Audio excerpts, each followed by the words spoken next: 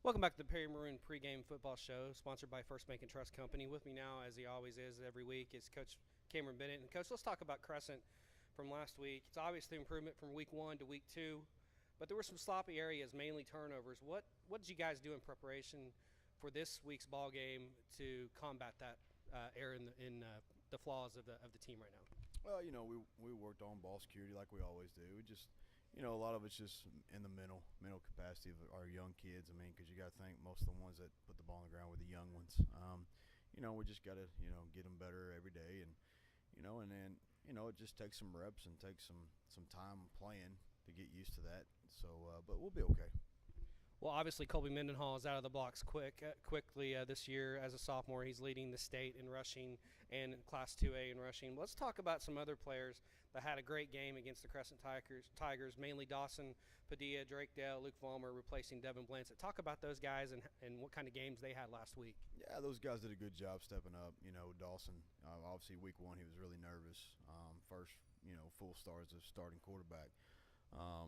Last week we kind of simplified some of the passing stuff to kind of get him in that rhythm and made it, some short, easy passes so he can get that, nervousness out of him. Drake Dale did a great job. He's a guy you got to watch for. I mean, obviously he got good hands and he can catch and run. And what helps us out with Drake Dale is, you got to take Braden Sweet on the other side. So it's kind of one of those things. Which one do you want to take away? So he does a good job. Obviously, Colby's running hard. Obviously the O-line's getting better, and that's what we need every day to get better. Luke Vollmer did a great job. Obviously, our defense, all in all, did a great job once again. But tonight's gonna be, it's gonna be a little different matchup because obviously Stroud's coming to town. They want to pound us. It's gonna be a little different than the last 2 weeks, but I think we're ready.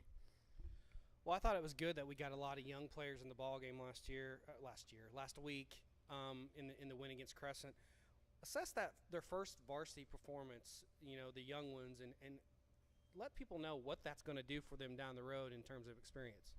Well, it gives them something to look forward to. I mean, obviously, because a lot of times during the week they're the scout team, and obviously it's not fun getting beat up on it all the time during the week, but they took it, and anytime we can get those guys in the game, we will, and it's fun to see them get in there because and sometimes they don't think they're going to play, and then all of a sudden, bam, they're playing, which is good because just to get them experience and get them some exposure as well on Friday nights instead of Mondays. Well, now let's turn to the competition tonight. The Stroud Tigers, as you're hosting in your home opener, they're 2-0 on the year as well. They're ranked 8th and 12th, whatever poll you go by. Perry's ranked 14th and 19th, whatever poll you go by. Looks like they got two good running backs in Gage Wright and Alex Boot.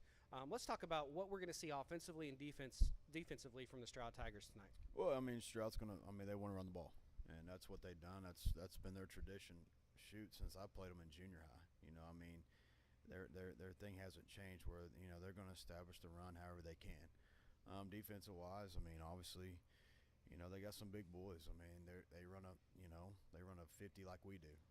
So it's nothing real that we haven't seen before, unless they come out with something different, which I doubt it, because Coach Erickson, they're gonna do what they do.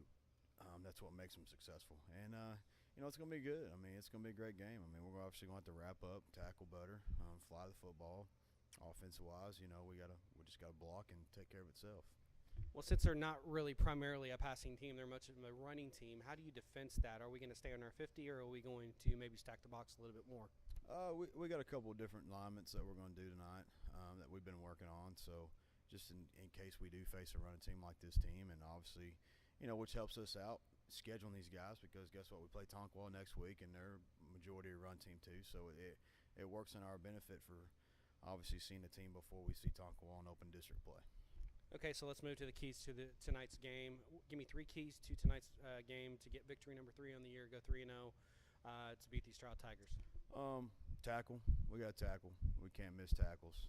Obviously, ball security, and obviously we got to win up front. They got 2 big guys up front. I mean, one's 6'7", 360, the other one's 6'5", 336 or something, close to that range. But we gotta win up front and just stay low and move our feet, and we'll be okay. Well, now we turn to our fun picks, the coaches' picks, and we thought there was going to be a change in the guard. Somebody was going to be in the lead this week, but turns out we're both 6-1.